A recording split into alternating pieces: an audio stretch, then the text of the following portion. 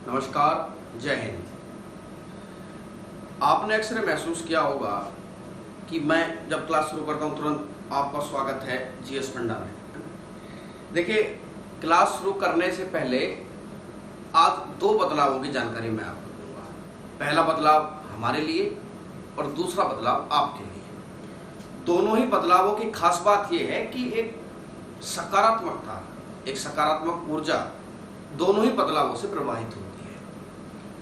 पहला सकारात्मक बदलाव, चूंकि आप हमारी सबसे महत्वपूर्ण है, आपके लिए बदलाव हमने आज ये किया है कि हम लोग प्रत्येक टॉपिक को पढ़ाने के बाद आपके साथ उसके रिगार्डिंग क्वेश्चन भी आपसे हम लोग डिस्कस करने वाले हैं।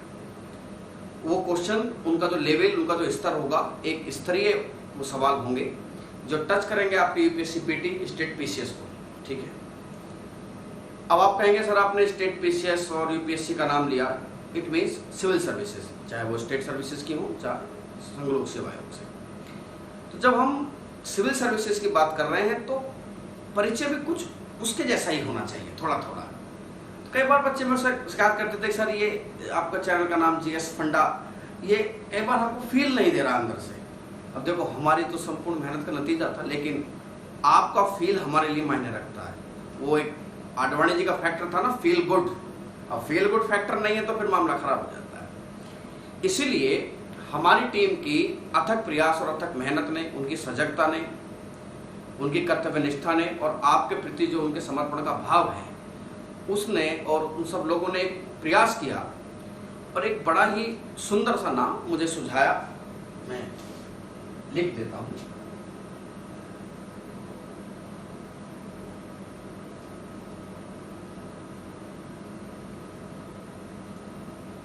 वेद श्री आईएएस। इट मीन्स, अर्थात आज के बाद ये आपका प्यारा चैनल जीएस फंडा आज के बाद वेद श्री आईएएस के नाम से जाना जाएगा। इसके अतिरिक्त किसी प्रकार का कोई तकनीकी बदलाव महसूस नहीं होगा, ना ही किया गया है। केवल नाम जीएस फंडा का जो है वो वेद श्री आईएएस कर दिया गया है और इस नाम के पीछे, इस नाम की सकारात्मकता है जो स्पष्ट है, दिखाई दे रही है। एक बात और भी मैं सीधा बोलूंगा। कई बार आप जानते हैं ना कि आजकल एक नेशनलिज्म का जो सेंटिमेंट है वो ट्रेंड कर रहा है लोगों के दिमाग में। तो बड़ा डिस्कशन रहा कि क्या किया जाए। तो मेरा टीम मेंबर बोला कि सर वेद श्री लिखते हैं। अब मैंने कहा कि देखिए, ऐसा है कि वेद श्री लोगों के सर्चिंग में थोड़ा दिक्कत करता है, क्योंकि यूट्यूब का थोड़ा फॉर्मेट वो इंग्लिश टाइप का है। उन्होंने कहा कि नहीं सर, हमारी संस्कृति और जिस संस्कृति के वाहक और जिस संस्कृति में पले बड़े लोग सिविल सर्विसेज क्रॉस करेंगे, उसी संस्कृति से मिलता जुलता हमें नाम रखना चाहिए। और फाइनली इस नाम को डिजाइन किया और वेद श्री आईएएस, अब जीएस फंडा को आज के बाद वेद श्री आईएएस के नाम से जाना जाएगा। ठीक है। ये सब बातें थी और मैं समझता हूँ कि ये कोई परिवर्तन, आप इन परिवर्तनों को आत्मसात करेंगे और आगे बढ़ेंगे, और हम भी इन्हीं परिवर्तनों के साथ अब आगे बढ़ते हैं और अपनी क्लास को शुरू करते हैं। दूसरा डिक्लेरेशन जो मैंने आपसे बताया कि हम लोग आपके साथ डेली टॉपिक वाइज प्रश्नों को जो संग्रह है, प्रमाणिक प्रश्नों का संग्रह हमने तैयार किया है और हम लोग आपके साथ साथ डिस्कस करेंगे। ठीक है। बिना चेक किए, अपनी क्वालिटी चेक करे बिना आगे बढ़ पाना संभव नहीं है। सेल्फ एनालिसिस, एक कहावत है ना कि दूसरों को एनालिसिस करने से बेहतर है सेल्फ एनालिसिस किया जाए। तो सेल्फ एनालिसिस करने के लिए हमारे पास एक पैरामीटर होना चाहिए, कुछ ऐसा हो जिससे हम स्वयं का विश्लेषण कर सकें। आपके स्वयं के विश्लेषण करने के लिए बहुत तथ्यपरक और बहुत ही प्रमाणिक सामग्री के साथ हम लोगों ने जो अपना प्रश्नों का संग्रह है वो तैयार किया है, जो प्रत्येक टॉपिक के बाद आपको मिलेगा। ठीक है। चूंकि टॉपिक के बाद मिलेगा तो दैट्स वाई पहले हम टॉपिक ही पढ़ेंगे। तो टॉपिक वही जहां क्लास हमने पिछली बार छोड़ी थी। आप लोग समझ रहे होंगे कि पिछली बार लास्ट क्लास में हम लोगों ने डिस्कस किया था जलालुद्दीन खिलजी का वध, जलालुद्दीन खिलजी के द्वारा शमसुद्दीन क्यूमर्स का वध। क्यूमर्स बलबनी वंश का अंतिम सुल्तान, और क्यूमर्स की हत्या के साथ ही बलबनी वंश का भी अंत हो जाता है। It was also the end of Ghulam dynasty. ये गुलाम डायनेस्टी का भी अंत था। बलबन के गुलाम डायनेस्टी के अंतर्गत जो पर्सनल जो व्यक्तिगत वंश था बलबन का, बलबनी वंश, उसका भी अंत था शमसुद्दीन की उम्र से। इसी घटना को लोगों ने खिलजी क्रांति का नाम दिया था। खिलजी क्रांति कहने के पीछे जो तर्क था उसकी हम लोग पिछली क्लास में चर्चा कर चुके हैं। बहरहाल इस खिलजी क्रांति के बाद जलालुद्दीन फिरोज खिलजी, फिल्म आई थी ना पद्मावत, और पद्मावत में रणबीर सिंह अलाउद्दीन खिलजी के किरदार में थे, जो खिलजी वंश का सबसे महान शासक हुआ। अब में से जिन लोगों ने फिल्म देखी होगी, फिल्म की प्रमाणिकता पे ना हमें यहाँ चर्चा करने की जरूरत नहीं, ना ही चर्चा करेंगे। राजा मुराद एक रोल में हमको दिखाई देते हैं, ये बात जलालुद्दीन फिरोज खिलजी।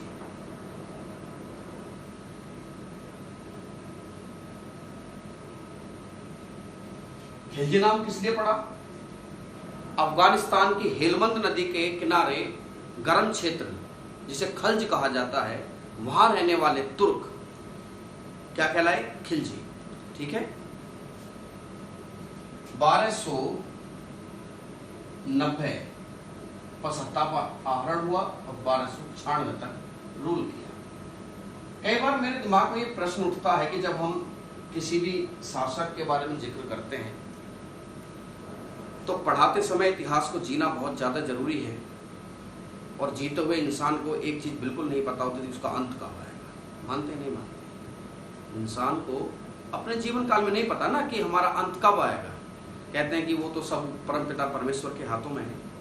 तो बड़ा मुझे अटपटा लगता है कि मैं क्यों आखिर का साल लिखूं, मैं क्यों आखिर का साल लिखकर चलूं कि 1290 से 1296 तक रहा। तो इसका अर्थ ये होता है कि कहीं ना कहीं हम इतिहास को जी नहीं रहे हैं। इतिहास को जीने के लिए मैं नहीं मानता कि किसी भी व्यक्ति की अंतिम तारीख को पहले लिखना जरूरी है। अंतिम तारीख तब है जब अंत आ जाए, और अंत अभी भविष्य में होता है। लेकिन चूंकि एक परिपाटी है तो उसी परिपाटी को पालन करते हुए हमने ये सब इसको लिख लिया 1290 से 1296। जलालुद्दीन फिरोज खिलजी, खिलजी वंश का संस्थापक,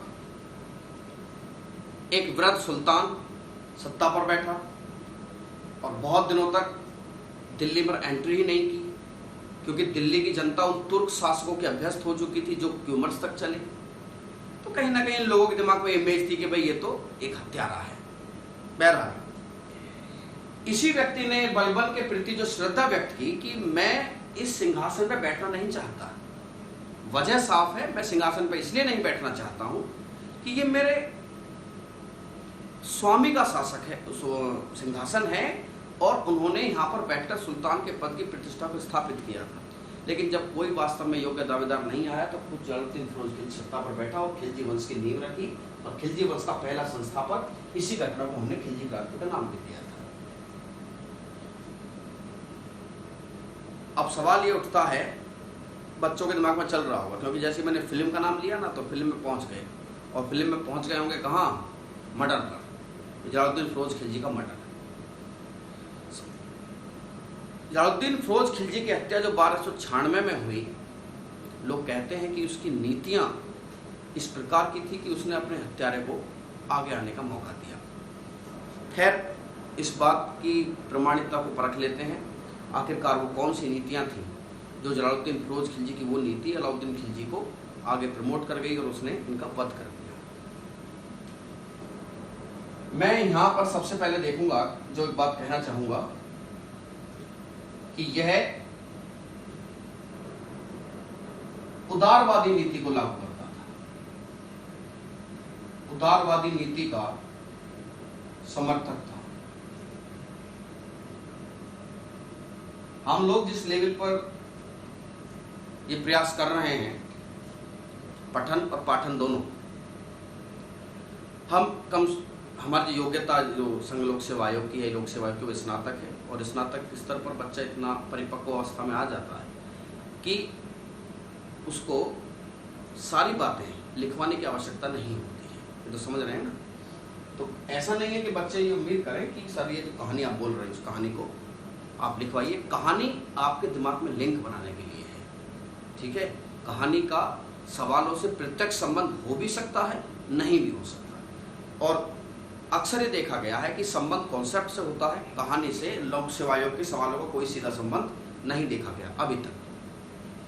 ठीक है, उदारवादी नीति का समर्थक था। वो कौन सी उदारवादी नीतियां थी उसमें आप क्या देख सकते हैं।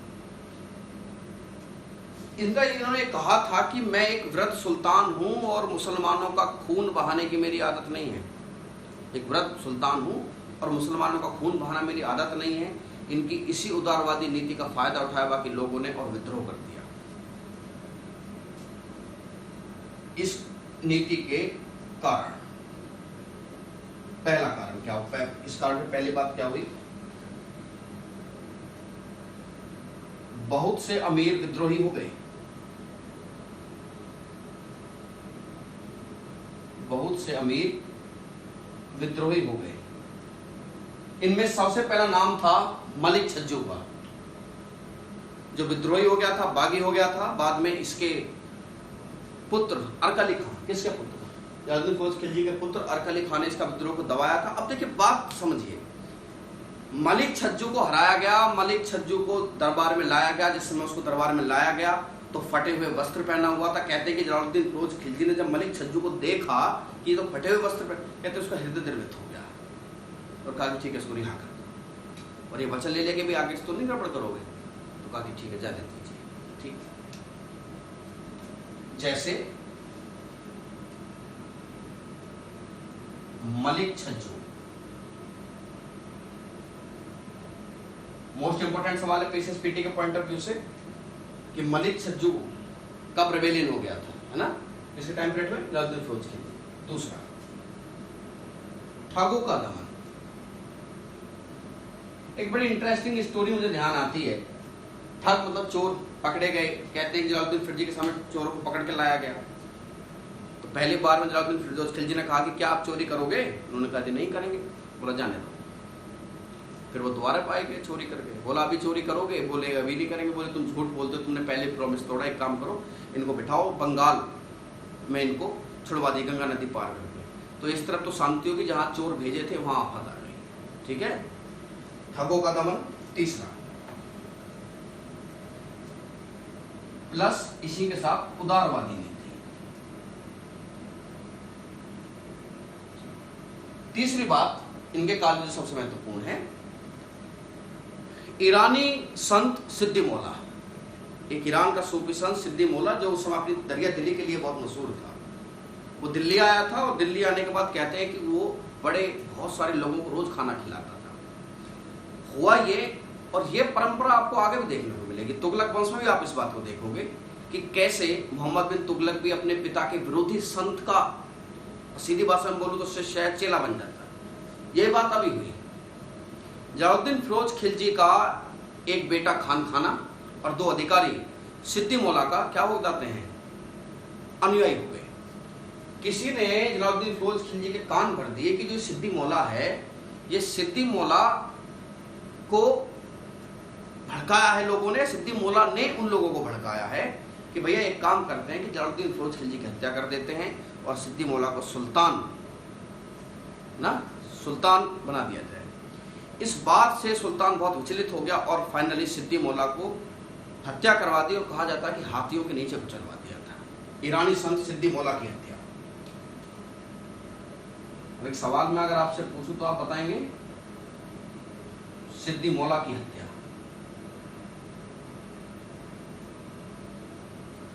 तो इसको आप क्या देख सकते हैं? ये इस उदारवादी नीति का अपवाद है। यही सवाल पूछा जाएगा। भाई ये उदारवादी नीति का समर्थन नहीं है ना। उदारवादी नीति तो ऊपर वाली तीन है। ये उदारवादी नीति का अपवाद है ईरानी संत सिद्दी मौला की हत्या। ठीक है, थोड़ा सैन्य अभियानों के बारे में जानकारी करें।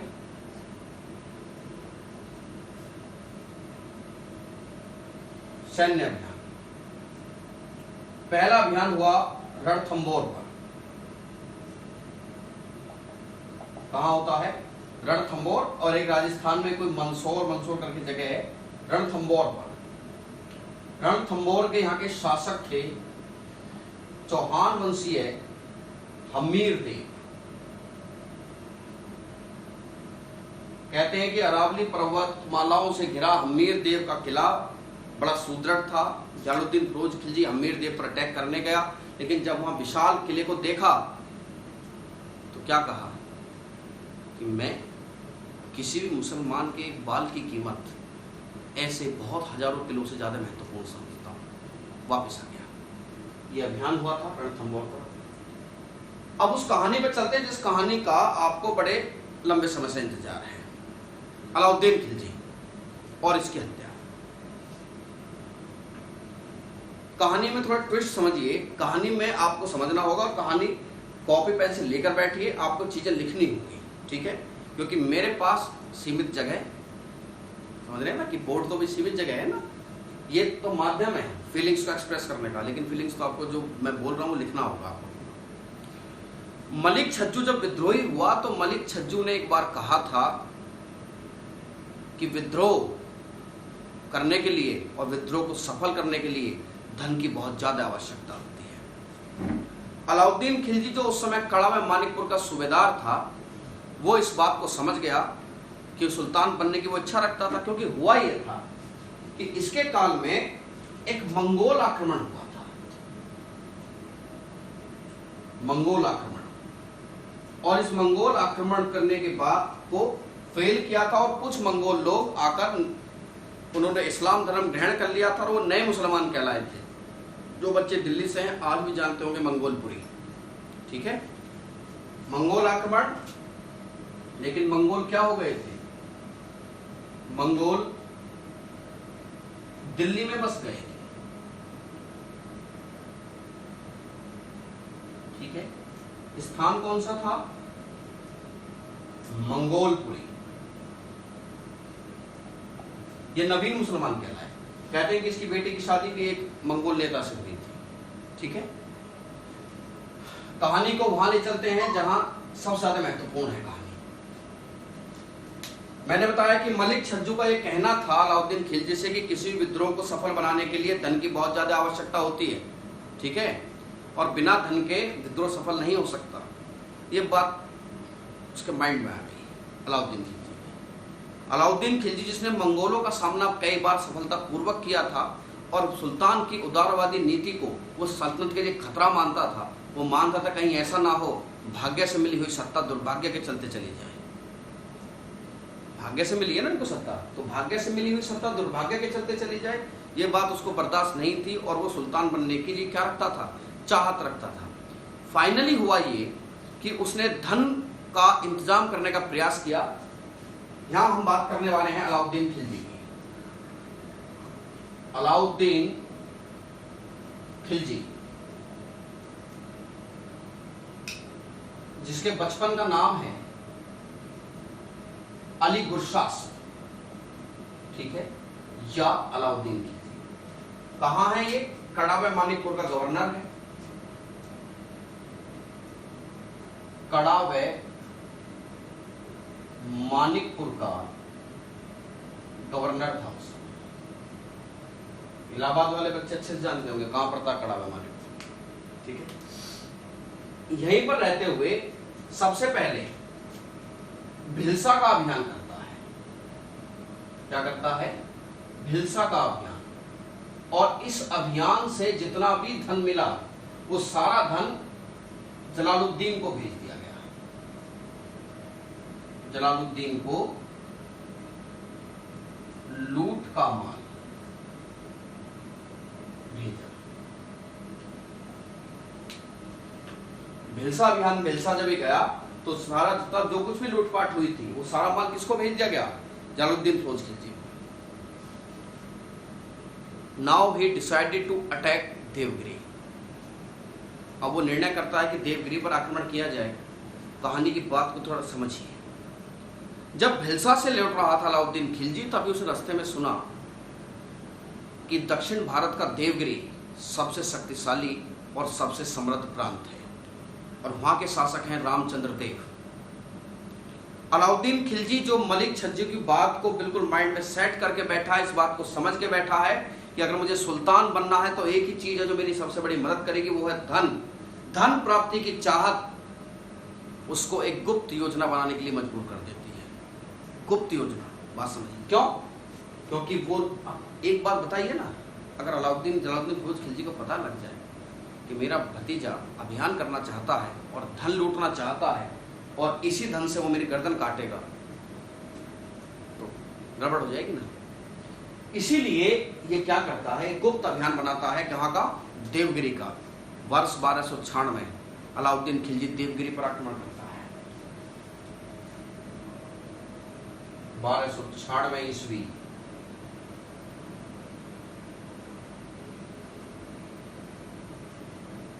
देवगिरी पर आक्रमण। शासक थे रामचंद्र और इन्हीं का पुत्र है शंकरदेव या सिंघनदेव। आक्रमण और धन की।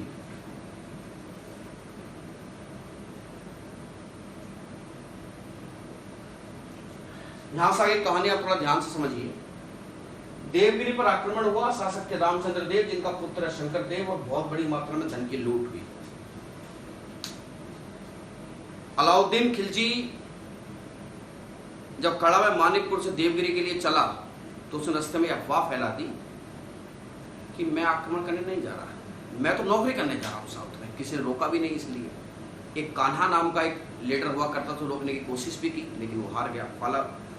फलस्वरूप हुआ ये कि ये देवगिरी पहुंचा। राजा रामचंद्र देव लगातार आप एकदम से हुए हमले से घबरा गए और फाइनली भारी मात्रा में धन लूटा। राजा का पुत्र शंकरदेव या सिंघनदेव को जब ये बात पता चली कि अलाउद्दीन खिलजी नामक एक उत्तर भारत के सल्तनत के शासक ने देवगिरी पर आक्रमण किया है, तो वो तुरंत राजधानी लौटा। और राजधानी लौटने के बाद हुआ ये कि उसने मुकाबला करने की कोशिश की लेकिन फाइनली उसकी भी हार हुई। बहुत सारा पैसा लेकर अलाउद्दीन खिलजी उत्तर भारत की तरफ चला, जहां उसके मंसूबे बिल्कुल क्लियर हैं कि वो कूटनीति से सुल्तान का पद हासिल करेगा। इसी समय की बात है कि जब जलालुद्दीन फिरोज खिलजी ग्वालियर में था। ग्वालियर में जलालुद्दीन फिरोज खिलजी को इस बात की पता लगी कि अलाउद्दीन खिलजी ने एक गुप्त अभियान के तहत बहुत बड़ी मात्रा में धन लूटा है। तभी जलालुद्दीन फिरोज खिलजी के एक निकट सहयोगी जिसका नाम था अहमद चप, उसने कहा कि भाई साहब आप सतर्क रहिए, मुझे इस आपके भतीजे के इरादे नेक नहीं लगते। उन्होंने तुरंत अलाउद्दीन खिलजी को क्या कहा, चेतावनी भेजी। इसी बीच अलाउद्दीन खिलजी कहां पहुंच जाता है, कड़ा में मानिक। वहीं से उसने अपने बड़े भाई अलमास बेग के नाम एक चिट्ठी लिखी कि ऐसा है कि सुल्तान मुझे माफ कर दें, ये सारा धन मैं उन्हीं के लिए लाया हूं, और अगर क्षमा करने के लिए वो स्वयं कड़ा में मानिकपुर नहीं आए तो या तो वो आत्महत्या कर लेगा या बंगाल भाग जाएगा। अलाउद्दीन खिलजी तो उदार शासक, उदारवादी भतीजे की बातों में आकर हृदय द्रवित हो उठा।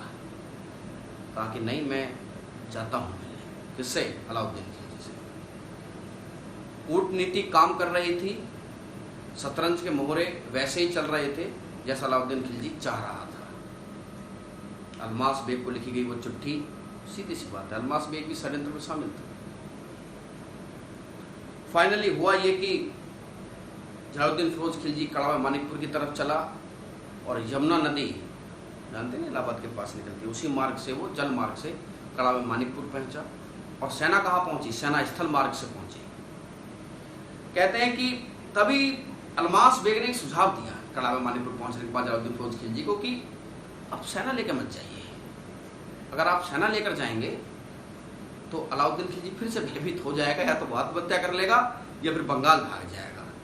लेकिन मंसूबे साफ थे कि सेना को पीछे छोड़ा जाए, बिल्कुल अकेला जलालुद्दीन फिरोज खिलजी को बुलाया जाए और क्या किया जाए, हत्या कर दी जाए। जैसे ही जलालुद्दीन फिरोज खिलजी पहुंचा अलाउद्दीन खिलजी के पास, कहते हैं कि अलाउद्दीन खिलजी चरणों में गिर गया। चरणों से उठाकर अलाउद्दीन खिलजी ने कैसे कहा कि जैसे शाबाशी देनी चाहिए।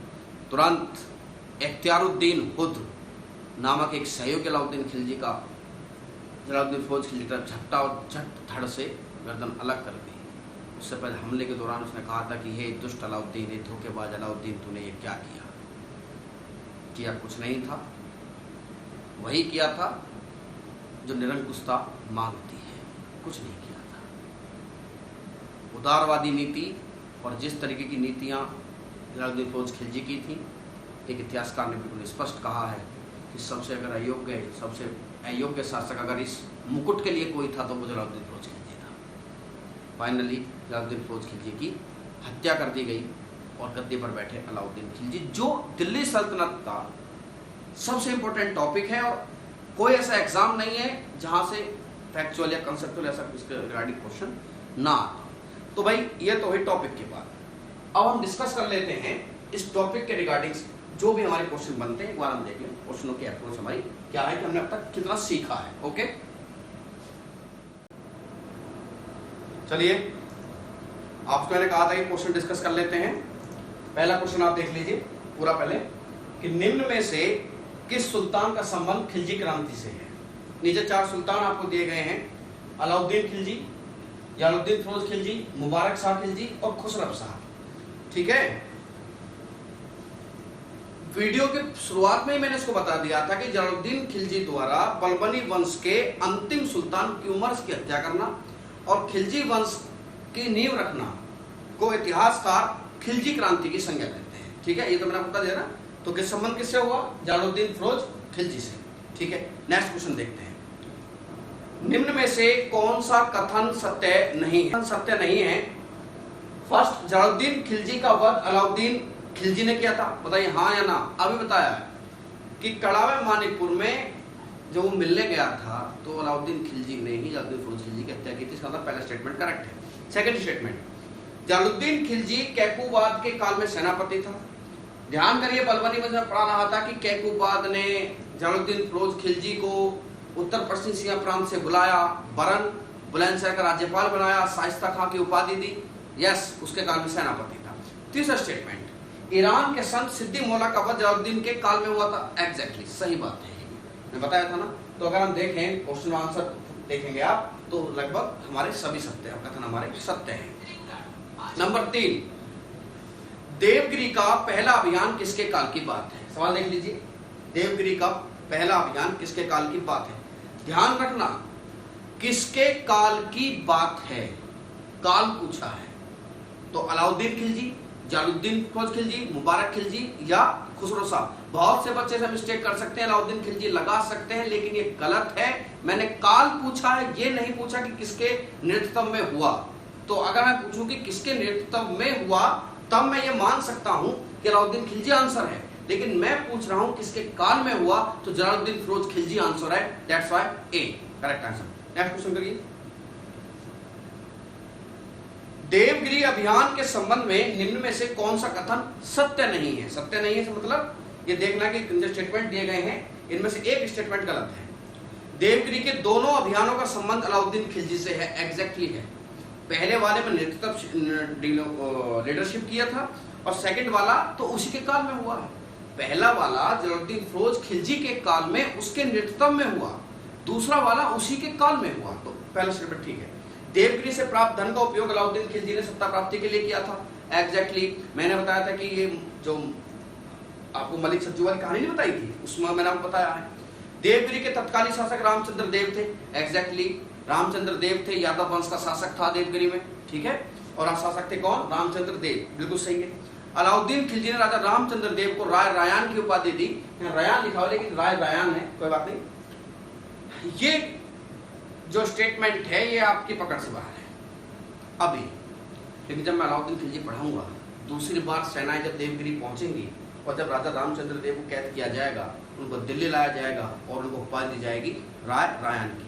तो अगर ए बी सी डी आप देख लीजिए तो इसमें देखते हैं कि सारे ही कथन हमारे सही है। ओके, मिलते हैं नेक्स्ट वीडियो में। और एक बात और बच्चों, आप शेयर करिए और सब्सक्राइब करिए चैनल को। मैंने बहुत कई बार बोल चुका हूँ कि आप लोगों का सपोर्ट हमारा सबसे बड़ा मोटिवेशन है और हम ऐसे ऐसे इनोवेशन करने के लिए प्रेरित तभी होंगे जब आप हमारा पूर्णतः समर्थन करेंगे और सहयोग देंगे। ओके।